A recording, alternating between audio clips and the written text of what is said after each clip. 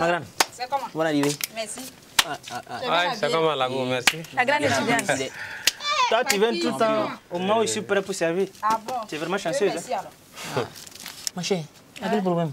Comment ça? Nous tous on est étudiants, on a laissé les cahiers à la maison, toi tu te promènes avec tes cours. Non, ça c'est tu pas vas pas? Boileau. C'est pas Boileau. C'est quoi, C'est quelque chose que j'ai lu, c'est une histoire que j'ai lue qui m'a beaucoup touchée.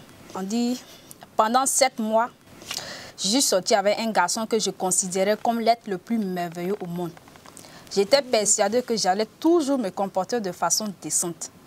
Après un certain temps, toutefois, les simples baisers ne nous ont plus satisfaits. Il m'a demandé de lui prouver mon amour. Je me disais que, vu que nous projetions de nous marier dans quelques années, cela importait peu. Je lui ai donc cédé, habillé, et j'ai découvert que cela avait bel et bien une grande importance. Il a perdu tout le respect qu'il avait pour moi et il s'est mis à sortir avec d'autres filles. Il a même parlé de moi aux autres garçons. Je vous supplie de publier ma lettre pour toutes les autres filles. Elle sera peut-être utile à une fille qui est tentée de prouver son amour, comme je l'ai fait. Ça, c'est une histoire que j'ai lue qui m'a beaucoup touchée. J'aimerais qu'on puisse partager, chacun puisse donner son avis. Qu'est-ce que vous voyez? En tout cas, comme il y a les vétérans ici. C'est toujours comme ça, hein. Ça commence par un simple baiser et ça finit toujours au lit. Et là, les conséquences peuvent être amères. Ah bon? C'est toujours les mêmes histoires, déception amoureuse, c'est rentré ici, c'est sorti là. Oui, mais à mon avis, ce qui se passe avec le garçon, puisque la fille, le garçon lui disait qu'il aimait la fille, mais en réalité, il n'aimait pas la fille. Tu vois, puisque après s'être couché avec la fille, il a dénigré la fille, il a eu à parler de la fille à ses amis et autres. Tu vois, non, il n'avait plus de respect pour la fille. En fait, non, mais la fille, elle pensait que le garçon l'aimait, quoi. Les amis, c'est là où vous dites, aussi, Lucie, c'est aussi vrai, quoi. C'est là où vous dites. Qui ouais, c'est quoi? T'es là aussi, on fait comment? C'est ça. J'espère que ça peut bien respirer. C'était mieux pour la fille d'attendre après le mariage. On se fixe toujours sur le physique sans chercher à savoir est-ce que l'amour est. Est-ce que l'amour qu'on ressent l'un pour l'autre n'est pas juste de l'attirance? C'est ça le problème. Et puis l'un des dangers, c'est qui a motivé aussi la jeune fille quand on lit l'histoire. Elle s'est dit, comme on est presque arrivé au mariage, donc il n'y a pas de raison qu'on ne passe pas là, quoi. Puis bientôt on va se marier. C'est ça qui a été l'erreur. Le garçon n'aimait pas la fille. Peut-être que c'est l'attirance. Il a été attiré par la beauté. Comment toi tu reconnaîtrais le vrai amour alors? On ne peut pas aimer une personne que tu as vue pour la première fois. Ce que tu vas ressentir, c'est juste des sentiments émotionnels. C'est tout. Mais pour savoir si tu l'aimes vraiment, c'est avec le temps. Il faut connaître une personne avant de pouvoir l'aimer. Ouais, mais on peut apprécier quelqu'un au premier regard. Oui, mais ça, ce n'est pas de l'amour. Oui, c'est de l'appréciation. Ça, c'est de l'attirance. C'est de l'attirance. La personne est une attirance que tu as eu à ressentir pour cette personne. Il faut regarder pas le comportement de la personne. Il faut voir est-ce que vous avez les mêmes visions, vous voulez fonder une famille ensemble. Est-ce que vous avez les mêmes ambitions? Parce que le physique, c'est trompant. Je partage totalement son avis parce que on ne peut pas se baser sur le simple fait qu'on ressent quelque chose d'étrange. On dit c'est un garçon choco, beau sourire, beau geste, bien habillé, je l'admire, sa façon de parler.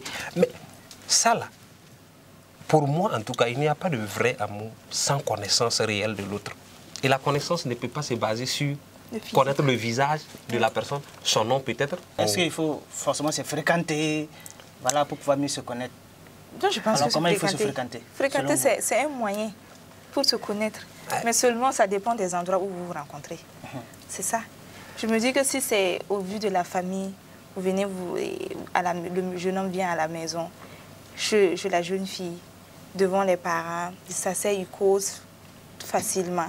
Ou bien à l'école, ou bien à l'université, ils peuvent se croiser et échanger ensemble. Ça, il n'y a pas de problème. Voilà. Et moi, je voulais ajouter juste quelque chose à ce qui était par rapport aux fréquentations. Je pense que le pilier même, c'est la communication, c'est-à-dire accepter de s'ouvrir l'un envers l'autre.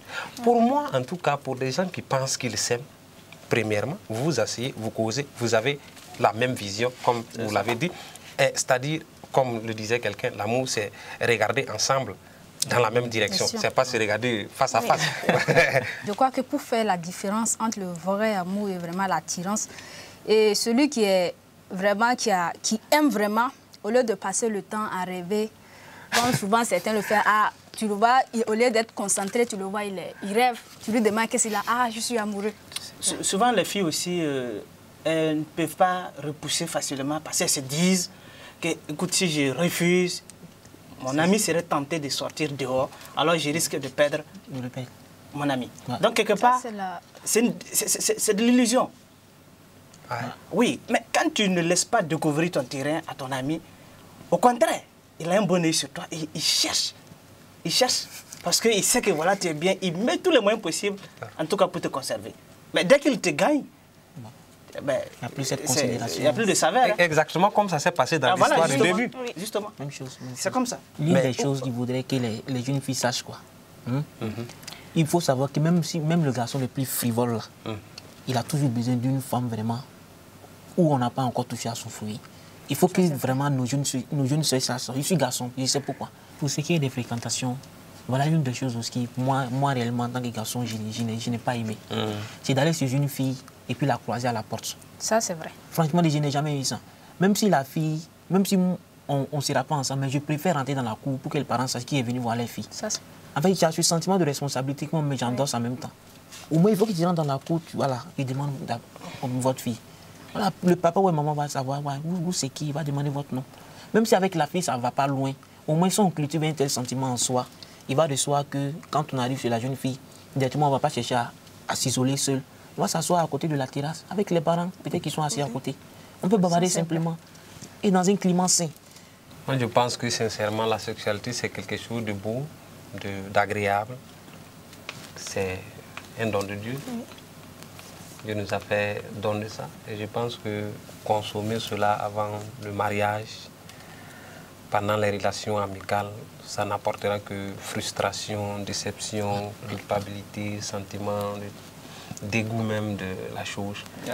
Pour ceux aussi qui sont déjà tombés, je crois qu'il n'est jamais trop tard de revenir encore, rebâtir sur de nouvelles bases. Moi, je connais un couple, bon, ils sont déjà mariés, mais pendant leur relation amicale, ils avaient commencé à sortir ensemble, donc à coucher ensemble. Mais entre-temps, ils ont vu qu'eux-mêmes, ce qu'ils faisaient là, c'était pas bien. Donc, ils ont décidé de commun accord d'arrêter. Et jusqu'au mariage, ils n'ont plus de relation sexuelle, alors qu'ils ont fait 3 ans avant de se marier encore. Comme le frère le disait, c'est un don de Dieu. Ça vient de Dieu. C'est Dieu vraiment qui nous a donné. Ce n'est pas une condamnation. Mais vraiment profaner vraiment ce don que Dieu nous a donné, c'est vraiment aussi violer les lois de Dieu. Donc il serait vraiment quand même très bien pour la jeunesse de revenir aux vrais sentiments. Voilà, tout ce qui est de l'assurance, c'est vrai, on le sait, ça attire tout le monde. Voilà, mais baser son amour sur cela, c'est vraiment dommage. Voilà, au vu des conséquences et de tout ce qui ressort comme inconvénient, il serait quand même bon pour nous les jeunes de revoir la donne. De revoir la donne vraiment et de se concentrer sur ce qui est l'amour et véritable, quoi. Je pense que le sexe a été créé par Dieu pour être géré dans la famille. Donc nous devons, nous en tant que jeunes, apprendre à gérer cette sexualité, à ne pas salir en quelque sorte ce que Dieu nous donne. Sincèrement, pour revenir encore par rapport à l'amour vrai, ainsi de suite, je suis d'accord. Ce qu'on ressent de façon intense à l'intérieur, émotionnel, l'amour vrai peut commencer par ça. Mais il ne saurait se limiter à ça seulement. Oui. Au moins, c'est d'abord, comme il est, de la connaissance de l'autre et surtout l'engagement. En fait, ce qui est aussi intéressant dans l'engagement est que même si ça n'aboutit pas, au moins on peut se séparer avec un certain respect l'un de l'autre. Exactement. Oui, on n'a même plus honte, même. Souvent, on devient même de meilleurs amis. Justement, à ce sujet, nous avons recueilli l'avis de la population. Donc, je vous invite à suivre leur avis. OK. On va voir qu'est-ce que les gens pensent.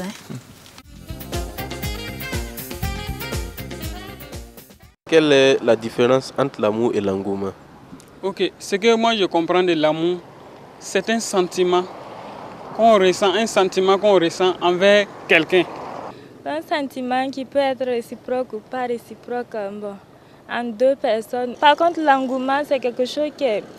C'est comme une obsession selon moi. L'amour, c'est en fait aimer quelqu'un, voilà, ou bien quelque chose. Mais maintenant, l'engouement, c'est avoir l'envie de quelque chose. Je peux dire que l'amour, c'est aimer sans toutefois rechercher à avoir quelque chose envers la personne. Par contre, l'engouement, je peux dire que c'est l'attirance physique de la chose. Moi, je pense que l'amour, c'est un sentiment qu'on reçoit naturellement pour quelqu'un, sans connaître la personne en tant que telle. On ne connaît pas sa situation et sociale et tout. Moi, je peux dire que les deux vont ensemble. L'amour et l'engouement, en tout cas, ce sont deux choses qui vont ensemble. Pour l'amour, je dirais que c'est quelque chose qui vient du profond du cœur. Dans l'amour, il ne faut pas se précipiter face à la personne. Quand tu es face à la personne, il ne faut pas se précipiter pour faire les choses. Il faut aller pas à pas. L'engouement, facilement, tu t'emportes et ce n'est pas sûr que tu aimes la personne. C'est un sentiment désintéressé à mon avis. Mais quand on parle d'engouement, j'ai l'impression que on est excité en quelque sorte à obtenir quelque chose de l'autre. Enfin, vraiment, je vois que c'est vraiment une excitation un peu égoïste. Bon, l'engouement, c'est en quelque sorte quelque chose que tu recherches. Voilà, c'est un intérêt, alors que l'amour en réalité n'a pas d'intérêt. Voilà. Ce sont des sentiments qu'on reçoit de façon naturelle pour un être bien aimé. Mais l'engouement, c'est le désir qu'on a pour quelque chose. Et ce désir peut être d'ordre éphémère. Bon, je pense qu'ils ont dit ce qu'ils pensent. Et l'un des aspects aussi qui est ressorti dans le micro-trottoir, c'est l'intervention de celle qui dit que l'amour c'est un sentiment désintéressé. Oui. Voilà, c'est bien vrai, on peut partir du premier goût, comment on appelle ça, du physique. Mais au fur et à mesure qu'on avance avec la jeune fille, on se rend compte réellement qu'on a plus à découvrir, voilà, de par le trésor qu'elle a dans son cœur ou dans sa personnalité, que de s'arrêter vraiment au sentiment. Donc on va loin même de tout ce qu'il y a comme considération autour de soi. Je pense que l'amour entre filles et garçons doit se faire pas à pas. Ne pas précipiter les choses. Se demander est-ce qu'on tient vraiment à la personne au lieu de vouloir tout faire de façon rapide. Ouais. Ça doit être mûri, la relation doit être mûrie, les décisions doivent être prises d'un commun accord en quelque sorte. Et ça m'amène vraiment à penser à quelque chose. Quelle est la place de ce qu'on appelle généralement le coup de foudre? Il faut se dire que le coup de foudre est passager, c'est éphémère. Ça, c'est pas de l'amour en quelque sorte, c'est de l'amour charnel en quelque sorte. C'est comme le nom indique, coup de foudre. C'est un temps, oui. Et puis ça disparaît. À vue d'œil, on voit une personne qui te frappe, qui te marque, et tu l'aimes sur le champ. Tu penses que tu l'aimes, mais en réalité, tu ne l'aimes pas. Souvent sans comprendre même pourquoi. Voilà. Justement. Et puis on a dit le coup de foudre, souvent le coup de foudre laisse des conséquences vraiment désastreuses. Ouais. Et donc ça dit des coups de foudre, ça veut dire ça va laisser des choses vraiment désastreuses dans ta vie. C'est Dieu qui peut nous aider à pouvoir aimer l'autre, puisqu'il nous a aimés d'un amour infini. Ouais. Malgré nos péchés, tout ce qu'on a fait, il nous aime et il a envoyé Jésus pour nous sauver. Donc je crois que pour que le socle, le fondement même de l'amour, il faut que ça soit basé sur l'amour de Dieu. Et par là, Dieu va nous aider à pouvoir nourrir encore cet amour-là. On doit avoir des programmes d'enseignement, que ce soit dans les églises, dans les mosquées, partout ailleurs, des programmes d'enseignement pour les jeunes, juste pour les sensibiliser et les aider à construire leur sexualité autour de quelque chose de plus noble, de plus agréable. Que l'amour ne se résume pas seulement au sexe. Parce qu'aujourd'hui, quand on dit l'amour, on voit rapport sexuel, on voit... Voilà, ce qui est plaisir. Or, ce plaisir-là, c'est juste quelque chose d'instantané, quelques minutes, qui ne va pas durer longtemps. Et ça fait que notre monde aujourd'hui est malade. Hein. Il n'y a même pas d'amour aujourd'hui. Quand on dit de l'amour, il n'y en a pas. Tout simplement parce qu'on n'a pas été éduqué à la vraie sexualité.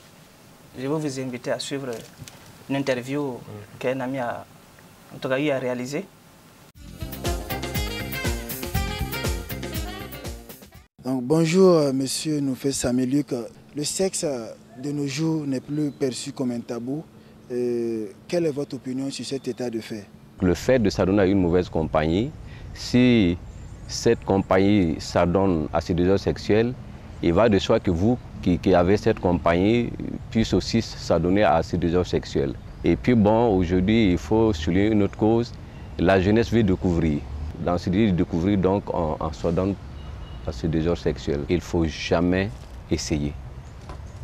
Il ne faut jamais essayer parce qu'une fois qu'on a essayé, c'est sûr qu'on va progresser dans ce désir sexuel. Donc, il ne faut jamais essayer ce désir sexuel ou la pratique du sexe avant le mariage. La deuxième chose que je peux relever, c'est quand le jeune garçon et la jeune fille sont ensemble, il faut éviter surtout au mieux le toucher, le contact physique. Parce que ça, ce sont des facteurs aussi qui participent vraiment à amener le garçon, tout comme la fille, à des pensées. Et des pensées malsaines, vous allez à des actes. Il faut éviter toute parole qui est de tendance à séduire, parce qu'on peut aussi séduire par les paroles. Il faut éviter cela. On entend beaucoup les jeunes dire tu es jeune, tu ne fais pas de rapports sexuels, tu es humain, tu vas tomber malade parce que tu n'entraînes pas des rapports sexuels. Non, je crois que ce sont des choses à ne pas prendre en compte. Ce sont des paroles qu'il faut écarter, n'est-ce pas, de nos comportements, de nos pensées, parce que même si on va sur le plan médical, il n'est souligné aucune part, aucun médecin jusqu'ici n'a dit que le manque de relations sexuelles ou ne pas faire les relations sexuelles avant le mariage ou étant jeune conduit à des anomalies physiologiques ou psychiques. Donc je crois là, ce sont des paroles que je dirais même des paroles que l'ennemi utilise pour séduire la jeunesse, pour amener la jeunesse à penser que c'est vrai et puis bon, on dit je vais essayer, je vais m'adonner à cela. Nous venons tous de suivre cette interview. Alors, quel est votre point de vue? Moi, je partage l'avis de M. Nofé. Oui. Parce qu'il dit que d'éviter les frottements. Qu'on le veuille ou pas, nous sommes faibles. Donc, c'est mieux d'éviter le contact physique pour ne pas succomber, comme il a su bien le dire. Ouais. D'éviter le frottement aussi, d'éviter de rester seul dans une chambre avec voilà, sa petite amie. Et aussi, ce que je retiens dans l'intervention de M. Nyoufé, c'est surtout l'aventure, le goût de l'aventure pour la jeunesse. Voilà, on dit quand on est jeune, c'est la tranche d'âge vraiment où on a l'énergie nécessaire de tout essayer. Donc vraiment, on veut s'adonner à tout. Il y a aussi ce qu'on dit de par la bouche. Voilà, les paroles. Oui. Voilà, il y a des paroles vraiment qui séduisent. En tant que jeune, il faudra faire attention à savoir placer les mots au bon moment et au bon endroit. Il faut faire attention à ce qu'on pense. Parce que c'est ce qu'on pense qui nous amène à l'acte. Ouais. Donc, c'est mieux d'avoir des pensées saines. Quand tu as des pensées saines, ça t'évite beaucoup de choses. Ouais. Notamment de passer à l'acte sexuel. Ouais. Et l'acte sexuel, nous savons tous que ça peut conduire à plusieurs... Il y a les maladies qui sont là. Tout à fait. Bon, les amis, à ce sujet, j'ai eu à rendre visite à une couple qui m'a beaucoup marqué. C'est-à-dire que le vrai amour, ils l'ont vraiment vécu. Ils ont respecté les lois divines jusqu'à ce qu'ils ont abouti au mariage. Et j'aimerais que vous suiviez avec moi l'interview que j'ai eu à réaliser avec eux.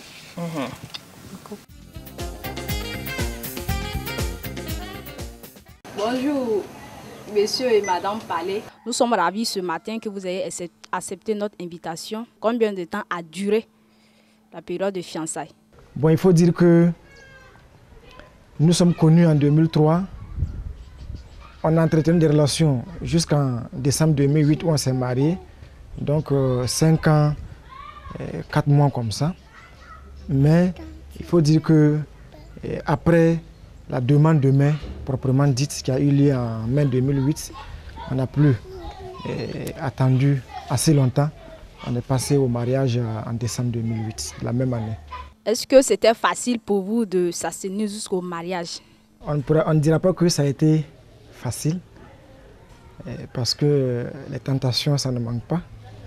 Mais on bénit le Seigneur parce que il a su nous garder vraiment, il a su vraiment nous garder jusqu'à ce que nous puissions entrer dans le mariage. Est-ce que vous avez venu à l'esprit l'idée, comme elle n'est pas là, de trouver une personne, une autre fille, ou bien madame, un autre garçon? En plus de ça, en plus d'elle qui était avec moi, je partais encore vers une autre fille pour lui faire la coupe, pour entraîner d'autres relations avec elle. Je crois que cette façon de vivre-là n'est pas conforme à la volonté de Dieu. Et je me disais que ma philosophie, c'était de rester avec elle quitte à ce que ça marche, pour qu'on aille jusqu'au mariage, ou bien quitte à ce que ça ne marche pas, et que je puisse, en ce moment-là, décider de m'orienter ailleurs. Ok, madame. Je ne voulais pas aller avec d'autres hommes si ce n'est pas lui, parce que c'est lui que j'aimais. Donc, je ne voulais pas gâter notre relation, quoi. Dieu nous demande de nous conserver purs jusqu'au mariage, de rester saints jusqu'au mariage pour plusieurs raisons.